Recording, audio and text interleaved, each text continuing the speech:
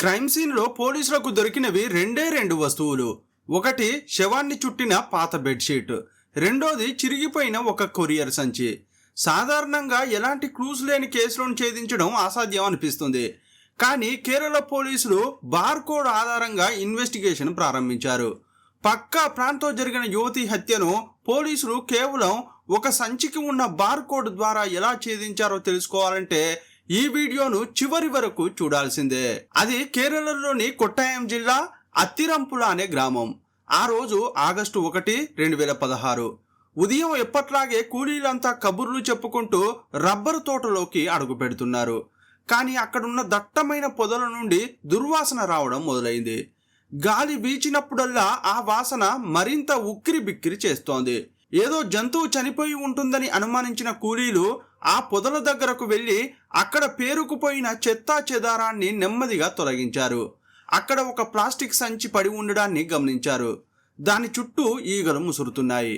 ఆ వాసన ఎంత భయంకరంగా ఉందంటే కనీసం దాని దగ్గర నిలబడడం కూడా ఎవరికీ సాధ్యం కావడం లేదు. పరిస్థితి తీవ్రతను గమనించిన కూలీలు వెంటనే పోలీసులకు ఫోన్ చేసి విషయం చెప్పారు. కొద్దిసేపటికే పోలీసులు అక్కడికి చేరుకున్నారు. వారు ఆ క్రైమ్ సీన్ను దూరం నుండి చూడగానే తమకున్న అనుభవంతో ఆ సంచిలో ఏముందో ఊహించగలిగారు. ఆ కంపు, ఈ ఈగలు చూస్తుంటే అక్కడ మృతదేహం ఉందని వారికి అర్థమైపోయింది. అయితే పోలీసులు వెంటనే ఆ సంచిని తెరవలేదు. సంచి లోపల గాని బయట గాని హంతకుడి వేలిముద్రలు ఉండే అవకాశం ఉంటుందని, ఏ ఒక్క చిన్న సాక్ష్యాన్ని కూడా వదులుకోకూడదని భావించారు. వెంటనే ఫోరెన్సిక్ టీంను పిలిపించారు. ఫోరెన్సిక్ నిపుణులు అక్కడికి చేరుకున్నాకే ఆ సంచిని విప్పే ప్రక్రియ మొదలైంది. ఆ సంచి లోపల ఒక యువతి మృతదేహం కుక్కినట్లుగా ఉంది. ఆమెకు సుమారు 20 ఏళ్ల వయసు ఉండవచ్చు. ఆమె చనిపోయి ఇంచుమించు 24 గంటలు కావస్తోంది. మృతదేహం ఇప్పుడిప్పుడే కుళ్ళిపోవడం మొదలవడం వల్ల విపరీతమైన వాసన వస్తోంది. పోలీసులు డెడ్ బాడీని పరిశీలించగా ఆమె మరణం వెనుక ఉన్న కిరాతకం స్పష్టంగా కనిపించింది. ఆమె మెడపై చాలా లోతైన గాయాలున్నాయి. ఆ గాయాలను బట్టి గొంతు నులిమి హత్య చేశారని అర్థమైంది. అయితే పోలీసులను ఒక విషయం తీవ్రంగా ఆలోచింపజేసింది. ఆ మృతదేహం దొరికిన చోట ఎలాంటి పెనుగులాట జరిగిన ఆనవాళ్లు లేవు. మట్టి చెదిరిపోలేదు, గడ్డి నలిగిపోలేదు. అంటే హంతకుడు ఆమెను ఈ రబ్బరు తోటలో చంపలేదు, మరెక్కడో హత్య చేసి శవాన్ని ఎవరికీ తెలియకుండా ఈ నిర్మానుష్యమైన చోట పడేసి వెళ్లిపోయాడని పోలీసులకు అర్థమైంది. సాధారణంగా ఏదైనా హత్య కేసులో దర్యాప్తు ముందుకు సాగాలంటే చనిపోయిన వ్యక్తి ఎవరో తెలియాలి. అప్పుడే హంతకుడికి దగ్గరయ్యే మార్గం దొరుకుతుంది. అదృష్టవశాత్తు ఆ యువతి ముఖం ఇంకా కుళ్ళిపోకుండా స్పష్టంగానే ఉండడంతో పోలీసులు ఆమెను ఫోటోలు తీసుకున్నారు. మొదట ఆ రబ్బరు తోటలో పనిచేసే కూలీలను పిలిచి ఆ ఫోటో చూపించి ఈమె ఎవరో మీకు తెలుసా అని అడిగారు. కానీ అక్కడున్న వారెవరూ ఆమెను గుర్తుపట్టలేకపోయారు. చుట్టుపక్కల 1-2 కిలోమీటర్ల పరిధిలో ఉన్న ప్రతి గ్రామానికి, ప్రతి వీధికి వెళ్లి ఆ ఫోటోను చూపించారు. కానీ ప్రతి చోట పోలీసులకు నిరాశే ఎదురైంది. మాకు తెలియదు అనే మాటే అందరి నోట వినిపించింది. గ్రామాల్లో ఎవరూ గుర్తుపట్టకపోవడంతో పోలీసులు తమ దృష్టిని పోలీస్ స్టేషన్ల వైపు మళ్లించారు. చుట్టుపక్కల ఉన్న స్టేషన్లలో యువతులు తప్పిపోయినట్లు కేసులు నమోదయ్యాయా అని తనిఖీ చేశారు. నిజానికి చాలా ఫిర్యాదులు వచ్చాయి. కానీ వాటిలో ఏ ఒక్క కేసు కూడా ఈ యువతితో సరిపోలేదు. కేసును ఎలా ముందుకు నడిపించాలో పోలీసులకు అర్థం కావట్లేదు. అప్పుడు తదుపరి అస్త్రంగా సీసీటీవీ దృశ్యాలను ఎంచుకున్నారు. ఎవరో ఒక వ్యక్తి శవం ఉన్న ఆ సంచిని పట్టుకుని ఈ తోటలోకి వచ్చే ఉంటారు కదా, ఆ వ్యక్తి ఏ దారిలో వచ్చి ఉంటాడో తెలుసుకోవాలని తోట చుట్టూ గాలించారు. కానీ దురదృష్టవశాత్తు ఆ రబ్బరు తోట పట్టణానికి చాలా దూరంగా ఉంది. అంతేకాకుండా ఆ తోట లోపల గాని బయట గాని ఒక్కటంటే ఒక్క సీసీటీవీ కెమెరా కూడా లేదు. దీనివల్ల ఆ చీకటి రాత్రి ఎవరు వచ్చి శవాన్ని పడేశారో కనిపెట్టడం పోలీసులకు అసాధ్యంగా మారిపోయింది. అన్ని దారులు మూసుకుపోతున్న సమయంలో పోస్ట్ మార్టం రిపోర్టు వచ్చింది. ఆ రిపోర్టులో ఉన్న విషయాలు విని పోలీసులు నివ్వెరపోయారు. పోలీసులు మొదట అనుమానించినట్లుగానే ఆమె సరిగ్గా 24 గంటల క్రితం అంటే 2016 జూలై 30వ తేదీ రాత్రి 10:30 ప్రాంతంలో హత్యకు గురైంది అని తేలింది. అసలు ఆమె మరణం ఎంత భయంకరంగా జరిగిందంటే హంతకుడు ఆమె గొంతు నిలిమి చంపే ముందు ఆమె తలపై చాలా బలంగా కొట్టాడు. జుట్టు పట్టుకుని లాగి గోడకో లేదా ఏదైనా ఇనుప కుర్చీకో గట్టిగా కొట్టినట్లుగా ఆ గాయం ఉంది. ఆ దెబ్బకు తల పగిలి రక్తం కారి ఆమె అక్కడికక్కడే స్పృహ కోల్పోయింది. ఆమె అపస్మారక స్థితిలో ఉండి కనీసం తనను తాను రక్షించుకోలేని స్థితిలో ఉన్నప్పుడే హంతకుడు అత్యంత క్రూరంగా ఆమె గొంతు నులిమి చంపేశాడు. అయితే ఆ రిపోర్టు చివరిలో ఉన్న ఒక విషయం చూసి పోలీసులు ఒక్కసారిగా షాక్ అయ్యారు. అదేంటంటే ఆ యువతి హత్యకు గురయ్యే సమయానికి 7 నెలల గర్భిణి. కడుపులో ఎదుగుతున్న పసి ప్రాణంతో సహా ఆమెను చాలా కిరాతకంగా కిల్లర్ చంపేశాడు. ఈ చేదు నిజం తెలిసినప్పుడు దర్యాప్తు చేస్తున్న పోలీసులతో సహా అందరి మనసుల్లో బాధ కలిగింది. అసలు హత్య అనేదే క్షమించరాని నేరం.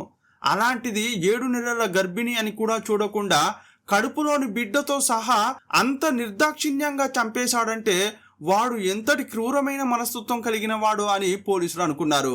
ఇలాంటి వాడు బయట తిరుగుతున్నాడంటే వాడు ఖచ్చితంగా మరిన్ని హత్యలు చేసే అవకాశం ఉంటుందని అనుకున్నారు. అందుకే కిల్లర్ను సాధ్యమైనంత త్వరగా పట్టుకోవాలని పోలీసులు కంకణం కట్టుకున్నారు. క్రైమ్ సీన్ వద్ద ప్రతి అంగుళాన్ని పోలీసులు జల్లెడ పట్టారు. అక్కడ 2 సాక్ష్యాలు దొరికాయి. ఒకటి సంచి, రెండోది బెడ్షీట్. హంతకుడు ఆ యువతి డెడ్ బాడీని సంచిలో కుక్కి తీసుకొచ్చాడు. హంతకుడు నేరుగా ఆ డెడ్ బాడీని సంచిలో పెట్టలేదు. శవాన్ని సంచిలో కుక్కడానికి ముందు ఒక బెడ్షీట్తో చుట్టాడు. ఈ 2 ఆధారాలతో కిల్లర్ను పట్టుకోవడానికి పోలీసులు శాయశక్తులా ప్రయత్నిస్తున్నారు. ఇంతకీ 7 నెలల బిడ్డను కడుపులో మోస్తున్న ఒక యువతిని అంత దారుణంగా చంపిన ఆ వ్యక్తి ఎవరు? అసలు ఆ గర్భిణిని అంత క్రూరంగా చంపాల్సిన అవసరం ఎందుకు వచ్చింది? శవమై పడి ఉన్న ఆ యువతి ఎవరు అని పోలీసుల మెదడులో ఎన్నో ప్రశ్నలు కలిగాయి. ఊహించని మలుపులతో కూడిన కేసు గురించి ఈ వీడియోలో చూడబోతున్నాం. మీరు చూస్తున్నది తెలుగు మిస్టరీ. నేను మీ ప్రభాకర్.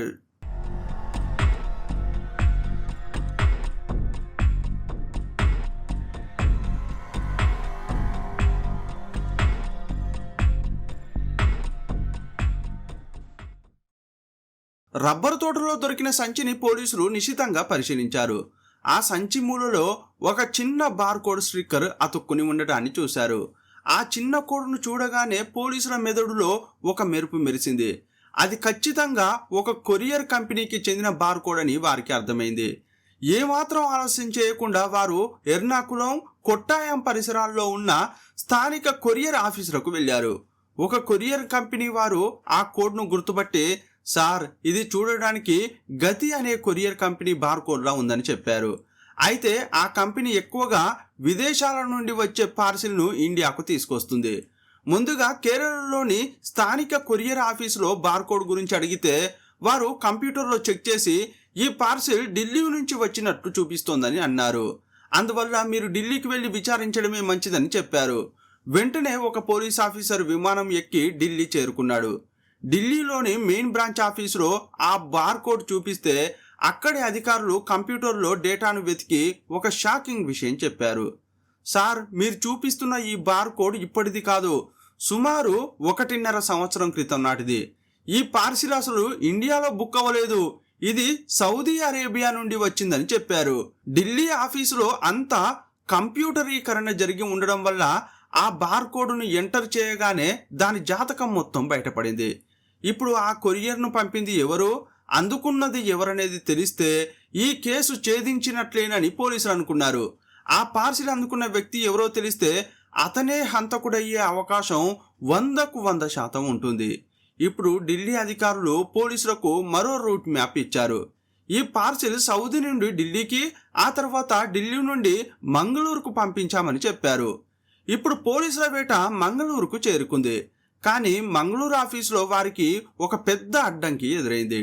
ఢిల్లీలో అన్ని డిజిటల్ రికార్డులే, కానీ మంగళూరులో అన్ని పాతకాలపు పద్ధతిలో చేత్తో రాసిన రికార్డులే ఉన్నాయి. 1.5 క్రితం నాటి లక్షలాది పార్సిళ్ల వివరాలను వెతకడం అసాధ్యమైన పని. అక్కడి కొరియర్ ఉద్యోగులు వెతకడం తమ వల్ల కాదని చేతులెత్తేశారు.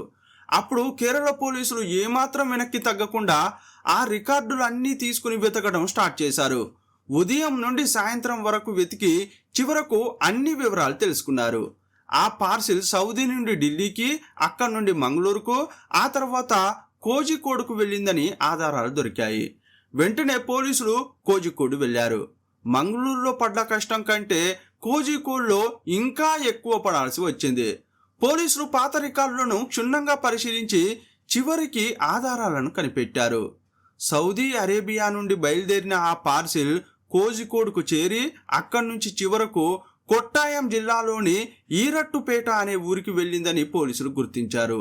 ఆ ఊరిలో ఆ పార్సిల్ ఎవరికి డెలివరీ అయింది, ఆ వ్యక్తి పేరు ఏంటి, అతని ఫోన్ నంబర్ ఏంటి అని ప్రతి చిన్న విషయాన్ని కూడా పోలీసులు సేకరించారు. ఆ పార్సిల్ అందుకున్న వ్యక్తి పేరు ఖాదర్ యూసుఫ్. ఇప్పుడు పోలీసుల చేతిలో అతని పూర్తి జాతకం ఉంది. అడ్రస్ దొరికింది, ఫోన్ నంబర్ కూడా దొరికింది.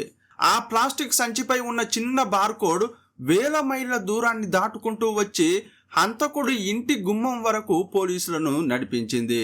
యూసుఫ్ అనే వ్యక్తి ఈ కేసులో అనుమానితుడు. కానీ అతడిని నేరుగా విచారించడానికి ముందు అసలు ఈ హత్యలో అతడికి సంబంధం ఉందో లేదో నిర్ధారించుకోవాలని పోలీసులు అనుకున్నారు. వెంటనే యూసుఫ్ ఫోన్ నంబర్ ద్వారా లొకేషన్ను చెక్ చేశారు.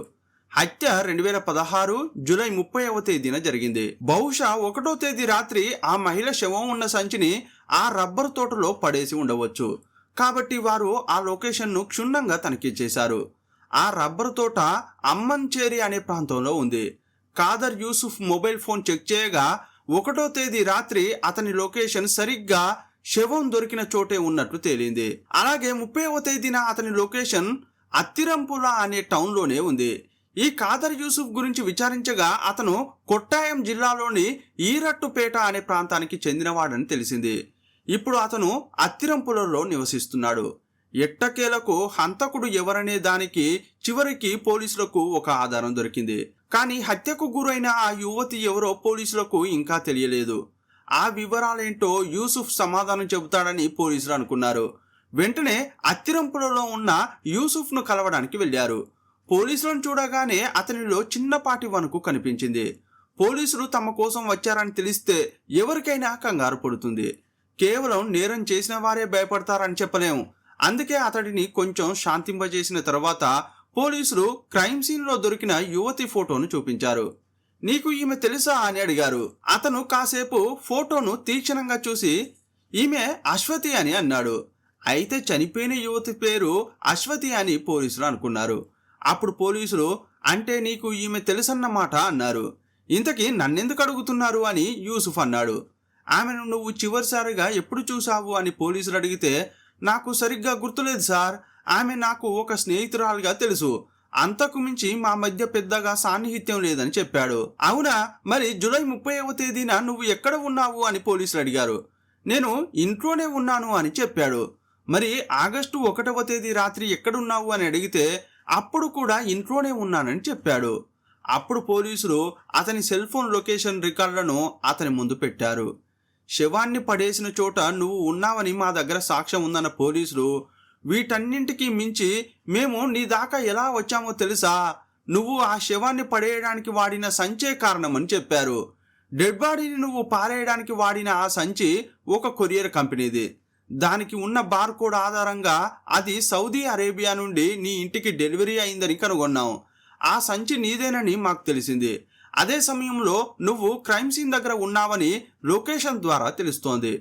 ఇవన్నీ చూస్తుంటే అశ్వతిని నువ్వే హత్య చేసినట్లు తెలుస్తోంది. అసలు ఏం జరిగిందో చెబుతావా అని పోలీసులు వారి స్టైల్లో అడిగారు. పోలీసులు అంతా కనిపెట్టేశారని అతనికి అర్థమైపోయింది. అందువల్ల తను చేసిన నేరాన్ని ఒప్పుకొని అసలు విషయం చెప్పడం మొదలుపెట్టాడు. అతన్ని స్టేషన్కు తీసుకెళ్లిన పోలీసులు వాంగ్మూలాన్ని రికార్డ్ చేస్తున్నారు. అదే సమయంలో ఫోరెన్సిక్ టీం అత్తిరింపులలోని అతని ఇంటిని క్షుణ్ణంగా తనిఖీ చేసింది. అప్పుడు వారికి ఒక గోడపై రక్తపు మరకలు కనిపించాయి. గోడపైనే కాకుండా ఇంట్లో చాలా చోట్ల రక్తపు మరకలను గుర్తించారు. అతని కారు డిక్కీలో కూడా రక్తపు మరకలు ఉన్నాయి. వాటి నుంచి శాంపిల్స్ తీసుకున్నారు. ఇప్పటికే అశ్వతి డెడ్ బాడీ నుంచి నమూనాలు తీసుకున్నారు. ఆ రెండింటిని పరీక్షల కోసం పంపించారు. ఆ ఇంట్లో యూసుఫ్ వేలిముద్రలతో పాటు మరికొంతమంది వేలిముద్రలు కూడా దొరికాయి. వాటిని కూడా సేకరించారు. బెడ్రూమ్లోని డ్రెస్సింగ్ టేబుల్ను చూస్తే అక్కడ కొంతమంది లేడీస్కు సంబంధించిన మేకప్ సామాగ్రి ఉంది. అతని భార్య సౌదీ అరేబియాలో ఉంది. అతను కేరళలోని అత్తిరంపులలో ఒంటరిగా ఉంటున్నాడు. అతను ఒంటరిగా ఉంటున్నప్పుడు ఆ ఇంట్లోకి అన్ని మేకప్ కిట్లు ఎలా వచ్చాయి, అవి ఎవరివి అని పోలీసులకు ఎన్నో ప్రశ్నలు కలిగాయి.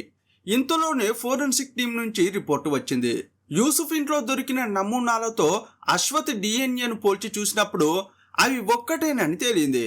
కాబట్టి రబ్బరు తోటలో దొరికిన డెడ్ బాడీ యూసుఫ్ ఇంట్లోనే హత్య చేయబడిందని కన్ఫర్మ్ అయింది. ఇప్పుడు పోలీసుల ముందున్న ప్రశ్న ఏంటంటే, అసలు ఈ అశ్వతి ఎవరు? ఖాదర్ యూసుఫ్తో ఆమెకు ఉన్న సంబంధం ఏంటి? ఆమెను అతను ఎందుకు చంపాడు? ఆమె గర్భానికి నిజంగా అతనే కారణమా? ఇలా పోలీసుల మైండ్లో ఎన్నో ప్రశ్నలు కలిగాయి. యూసుఫ్ ఫోన్ను తనిఖీ చేసినప్పుడు విశ్వనాథన్ అనే వ్యక్తికి అతను తరచుగా ఫోన్ చేసినట్టు తెలిసింది. ఈ విశ్వనాథన్ ఎవరు అని ఆరా తీశారు. అత్తిరంపులలోని ఖాదర్ యూసుఫ్ ఉంటున్న ఇంటికి ఎదురు ఇంట్లోనే ఈ విశ్వనాథన్ ఉంటున్నాడు. అతని భార్య పేరు సింధు. ఇప్పుడు పోలీసులు విచారణ కోసం విశ్వనాథన్ ఇంటికి వెళ్ళారు. నీకు ఖాదర్ యూసుఫ్ తెలుసా అని అడిగితే, అవును సార్, బాగా తెలుసు. అతను మా ఇంటి ఎదురుగానే ఉంటాడు. అతను నాకు మంచి స్నేహితుడని ఆయన చెప్పాడు. గత కొన్ని రోజులుగా అతను నీకు వరుసగా ఫోన్లు చేస్తున్నాడు. మీరిద్దరూ ఫోన్లో అంతసేపు ఎందుకు మాట్లాడుకుంటున్నారు? పొరుగువారైనా గంటల తరబడి మాట్లాడుకోరు కదా. మీ మధ్య ఉన్న సంబంధం ఏంటి అని పోలీసులు అడిగారు. విశ్వనాథన్ ఏం చెప్పాడంటే, సార్, అతను నాకు కష్టకాలంలో చాలా సహాయం చేశాడు. నాకు అశ్వతి అనే కూతురు ఉంది. 6 నెలల క్రితం నా కూతురుని టైలరింగ్ క్లాసుల కోసం పక్కూరికి పంపించాను. కోర్సు చేస్తున్నప్పుడు సెలవులు దొరికినప్పుడల్లా తను ఇంటికి వచ్చేది. కానీ ఒకరోజు అకస్మాత్తుగా ఆ టైలరింగ్ క్లాస్ టీచర్ మా ఇంటికి వచ్చాడు. సార్, మీ కూతురు నెల రోజులుగా క్లాసులకే రావట్లేదని చెప్పాడు. ఆ మాట వినగానే నేను షాక్ అయ్యాను. అప్పుడే నాకు అర్థమైంది నా కూతురు అదృశ్యమైందని. ఏం చేయాలో పాలుపోక, ఎవరికి చెప్పుకోవాలో తెలియక కన్నీళ్లు పెట్టుకున్నాను. నేను అలా దిక్కుతోచని స్థితిలో ఏడుస్తూ కూర్చున్నప్పుడు సరిగ్గా మా ఎదిరింట్లో ఉండే యూసుఫ్ నా దగ్గరకు వచ్చాడు. చాలా సానుభూతి చూపించాడు. మీ కూతురు కనిపించట్లేదంటే వెంటనే పోలీస్ స్టేషన్కి వెళ్ళి ఫిర్యాదు చేద్దామని అన్నాడు. మీతో పాటు నేను కూడా వస్తాను అని ధైర్యం చెప్పాడు. అశ్వతి కనిపించడం లేదని ఫిర్యాదు చేయడానికి మాకన్నా ముందే అతను స్టేషన్కు నడిచాడు. అత్తిరంపుల పోలీస్ స్టేషన్కు వెళ్ళి ఫిర్యాదు ఇచ్చే సమయంలో మేము ఎంతో మానసిక ఒత్తిడిలో ఉన్నాం. అలాంటి క్లిష్ట సమయంలో యూసుఫ్ మాకు కొండంత అండగా నిలబడ్డాడు. పక్కింటి అమ్మాయి కనిపించకపోతే ఏ మనిషి అయినా స్పందిస్తారు, కానీ అతను మాత్రం మాకు చాలా సహాయం చేశాడు అని విశ్వనాథన్ చెప్పుకొచ్చాడు. విశ్వనాథన్ మాటలన్నీ విన్న పోలీసులు ఒక చిన్న మాట అడిగారు. మీ కూతురు కనిపించకుండా పోయి ప్రస్తుతం 6 లేదా 7 నెలలు అవుతోంది కదా. మరి ఫిర్యాదు చేసిన తర్వాత స్టేషన్కు వెళ్ళి కేసు ఏమైంది, దర్యాప్తు ఎక్కడి వరకు వచ్చిందని ఎందుకు అడగలేదు అని ప్రశ్నించారు. ఆ ప్రశ్న వినగానే విశ్వనాథన్ ఒక్కసారిగా ఉలిక్కిపడ్డాడు. అతని ముఖంలో ఏదో తెలియని భయం కనిపించింది. వెంటనే తనని తాను సర్దుకుని, లేదు సార్, మేము మధ్య మధ్యలో వాకప్ చేశాం, కానీ ఎవరూ సరిగ్గా స్పందించలేదని పోలీసుల మీదకు నెట్టేయాలని చూశాడు. కానీ పోలీసులకు ఒక విషయం బాగా తెలుసు. ఎవరైనా తల్లిదండ్రులు తమ కూతురు కనిపించడం లేదని ఫిర్యాదు చేస్తే ఆమె ఆచూకీ కోసం ప్రతిరోజు స్టేషన్ మెట్లు ఎక్కుతారు. కానీ ఇతను మాత్రం ఫిర్యాదు ఇచ్చి మళ్ళీ ఆ వైపు రానేలేదు. విశ్వనాథన్ను ప్రశ్నించిన పోలీసులు ఆ తర్వాత తమ దర్యాప్తును సింధు వైపు మళ్లించారు. ఆమెను కూడా అదే ప్రశ్న అడిగారు. ఏమ్మా, మీ కూతురు కనిపించడం లేదని కంప్లైంట్ చేశారు కదా, మరి ఫిర్యాదు ఇచ్చాక ఫాలో అప్ కోసం ఎందుకు స్టేషన్కు రాలేదని అడిగారు. ఆ ప్రశ్నకు ఆమె కూడా ఒక్కసారిగా భయపడిపోయింది. అప్పుడు పోలీసులు ఒక తెలివైన ఎత్తుగడ వేశారు. ఆమె కళ్ళలోకి సూటిగా చూస్తూ, ఏమ్మా, మీ కూతురు కనిపించడం లేదని మీరు ఫిర్యాదు చేశారు కదా, ఆ తర్వాత నుంచి ఇప్పటి వరకు ఎప్పుడైనా మీ కూతురుని చూసారా అని ప్రశ్నించారు. ఆ మాటతో ఆమె గుండె గుబేల్మంది. కంగారులో ఆమె నోటి వెంట అసలు నిజం బయటకు వచ్చేసింది. అవును సార్, నేను నా కూతుర్ని 2 సార్లు చూశాను అని ఆమె ఒప్పేసుకుంది. ఒకవైపు కూతురు కనిపించడం లేదని పోలీసులకు ఫిర్యాదు చేసి, మరోవైపు ఆమెను చూశామని చెప్పడంలో ఏదో మర్మం ఉందని పోలీసులకు అర్థమైపోయింది. ఆ మాటల్లోని అసలు గుట్టు విప్పాలని పోలీసులు నిర్ణయించుకున్నారు. సరేనమ్మా, మొదటిసారి నువ్వు నీ కూతుర్ని ఎప్పుడు చూసావు అని అడిగారు.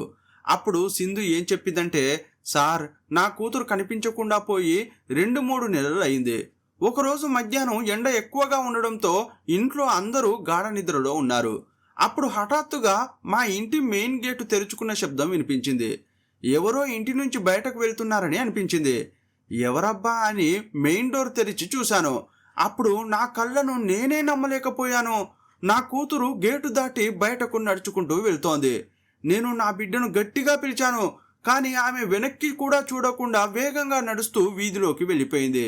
అప్పటి వరకు నా బిడ్డ ఎక్కడుందో తెలియక కనిపించకుండా పోయిందని కుమిలిపోయాను.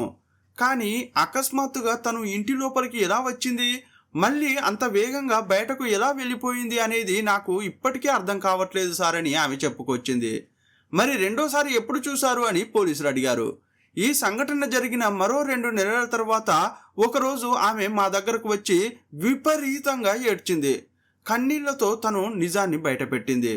అమ్మా, నేను టైలరింగ్ క్లాస్కు వెళ్తున్నప్పుడు ఒక వ్యక్తిని ఇష్టపడ్డాను. మేమిద్దరం ప్రేమించుకున్నాం. మా మధ్య శారీరక సంబంధం కూడా ఏర్పడింది.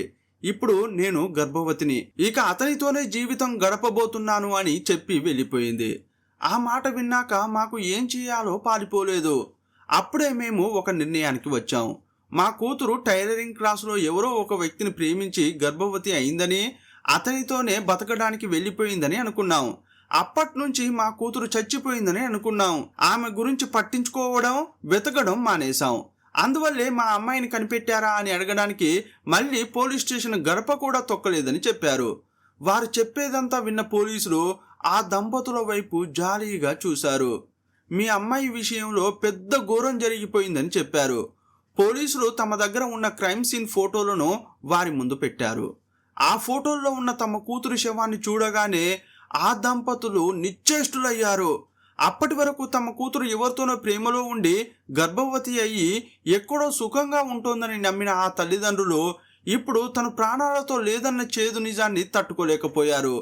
ఇప్పుడు పోలీసులకు ఈ కేసులోని ప్రతి లింకు దొరికింది. హత్యకు గురైన ఆ అమ్మాయి పేరు అశ్వతి. ఆమె 7 నెలల గర్భవతి.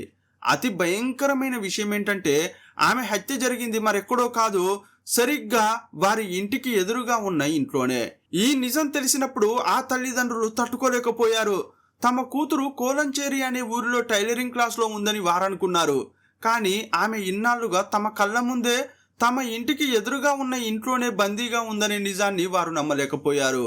ఎదురింట్లో ఉండే ఆ వ్యక్తి తమ కూతురును ప్రేమ పేరుతో నమ్మించి గర్భవతిని చేసి రహస్యంగా తన ఇంట్లోనే పెట్టుకుని చివరకు హత్య చేశాడనే వాస్తవం తెలుసుకుని నిర్ఘాంతపోయారు. మా కూతురు కనిపించడం లేదని చెబితే మేకవన్న పులిలా నటిస్తూ పోలీసులకు ఫిర్యాదు ఇప్పించింది అతనే. ఆమెను గర్భవతిని చేసింది అతనే. చివరకు అడ్డు తొలగించుకోవడానికి కిరాతకంగా చంపింది కూడా అతనే. ఆ వ్యక్తి మరెవరో కాదు, తమ ప్రాణ స్నేహితుడు అనుకున్న ఖాదర్ యూసుఫ్ అని తెలిసి అశ్వతి తల్లిదండ్రులు దిగ్భ్రాంతికి లోనయ్యారు. పోలీసుల విచారణలో ఖాదర్ యూసుఫ్ ఏం చెప్పాడంటే, సార్, నేను నా భార్యతో కలిసి సౌదీ అరేబియాలో ఉండేవాడిని. ఆ తర్వాత పని మీద సౌదీ నుండి ఇండియాకు వచ్చాను. అత్తిరంపులలోని ఆ ఇంట్లో నేను ఒక్కడినే ఉంటున్నాను. మా ఎదురింట్లో ఉన్న అశ్వతిని చాలాసార్లు చూశాను. నాకు అశ్వతిపై ఇష్టం కలిగింది. అప్పుడప్పుడు వెళ్ళి ఆమెతో మాటలు కలిపేవాడిని. అలా మా మధ్య ప్రేమ మొదలైంది. నాకు పెళ్ళయిందని ఆ అమ్మాయికి బాగా తెలుసు. మేము ఎదురెదురు ఇళ్లలో ఉండడం వల్ల ఆమె తరచుగా మా ఇంటికి వస్తుండేది.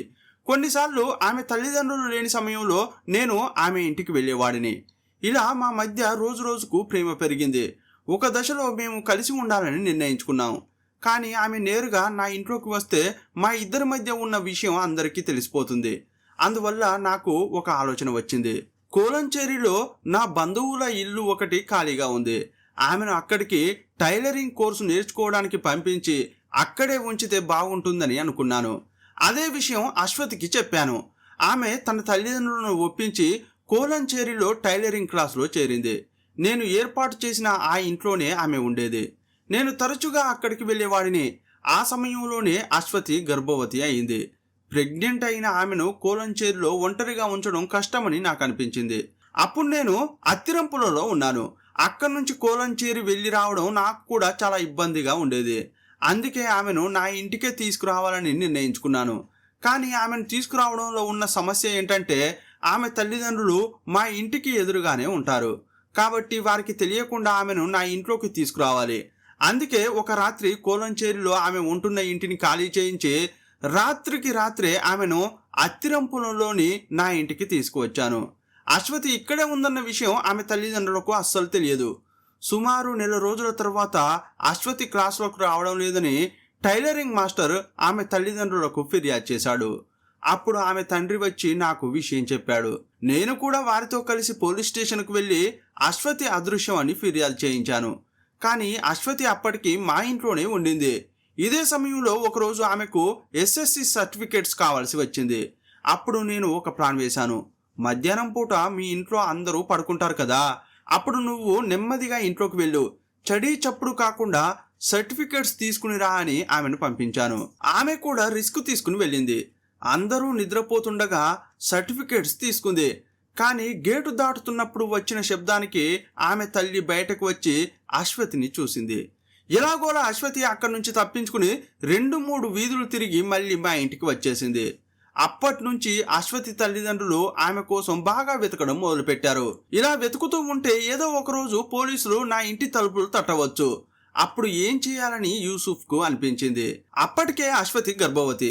అందువల్ల ఆమెతో మాట్లాడి నీ తల్లిదండ్రుల దగ్గరికి వెళ్ళి విషయం చెప్పే అని ఒప్పించాడు. ఆమె తన తల్లిదండ్రుల దగ్గరికి వెళ్ళి ఏడుస్తూ, నేను గర్భవతిని, నేను ప్రేమించిన వ్యక్తితో వెళ్ళిపోతున్నాను, నా కోసం వెతకకండి అని చెప్పింది.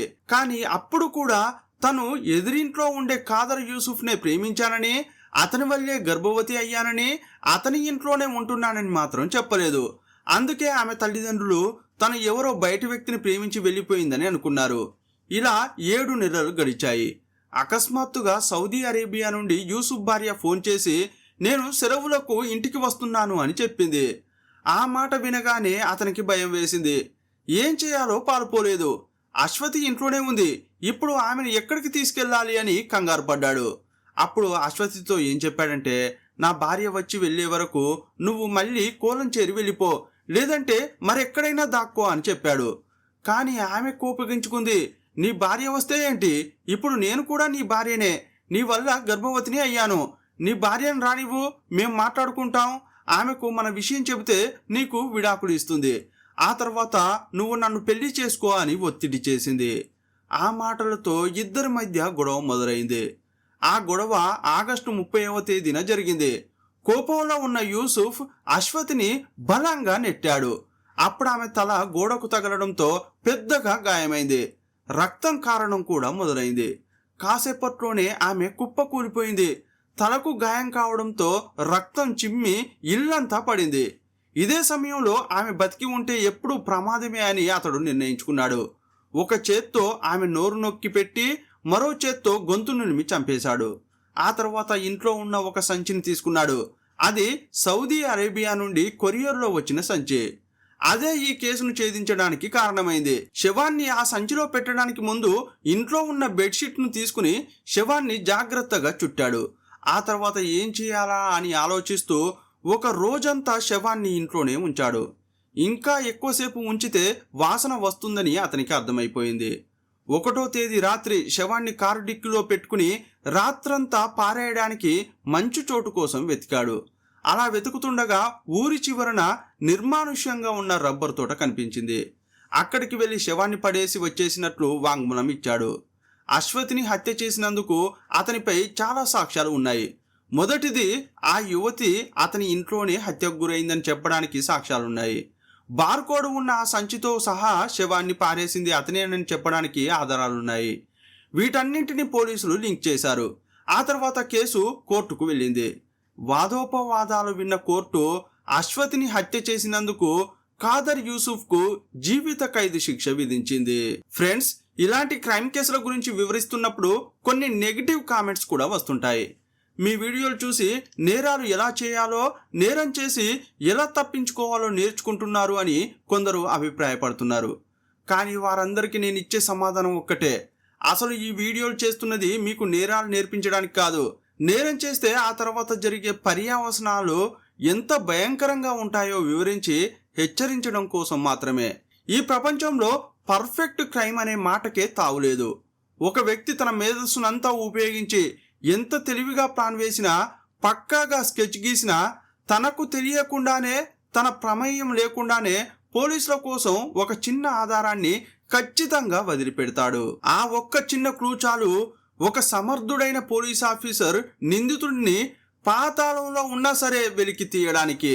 ఎటువంటి ఆధారం వదలకుండా ఏ నేరము జరగదు. ఒకవేళ ఏదైనా కేసు ఇప్పటికీ తేలలేదంటే అక్కడ ఆధారం లేదని కాదు, ఎక్కడో నక్కి ఉన్న ఆ నిజాన్ని అధికారులు ఇంకా గమనించలేదని అర్థం. అందువల్ల తెలుగు మిస్టర్ ఎవరికైనా గట్టిగా చెప్పే మాట ఒక్కటే: నేరాల జోలికి వెళ్ళొద్దు. ఒక్క క్షణం ఆవేశం జీవితాంతం జైలు గోడల మధ్య మగ్గిపోయేలా చేస్తుంది. ఒక తప్పును కప్పిపుచ్చుకోవడానికి మరో తప్పు చేయడం అనేది ఎప్పటికీ పరిష్కారం కాదు. మనం చేసే చిన్న పొరపాటు మన జీవితంలో ఎప్పటికీ తీరని మరో పెద్ద సమస్యను, అగ్నిగుండాన్ని తీసుకువస్తుంది. హత్య అనేది ఎట్టి పరిస్థితుల్లో కరెక్ట్ కాదు. ఒకవేళ ఎవరైనా ఏదైనా పొరపాటు చేసినా దాన్ని ధైర్యంగా ఎదుర్కోవాలి, బాధ్యతగా పరిష్కరించుకోవాలి తప్ప ప్రాణాలు తీయడం పరిష్కారం కాదు. నేరం అనేది జీవితాన్ని నాశనం చేసే ఒక భయంకరమైన ఉచ్చు అని మర్చిపోవద్దు. ఈ కేసు గురించి మీరేమనుకుంటున్నారో మీ అభిప్రాయాన్ని కామెంట్ బాక్స్లో రాయండి. మరో వీడియోలో మళ్ళీ కలుసుకుందాం. అప్పటి వరకు సెలవు. జై హింద్.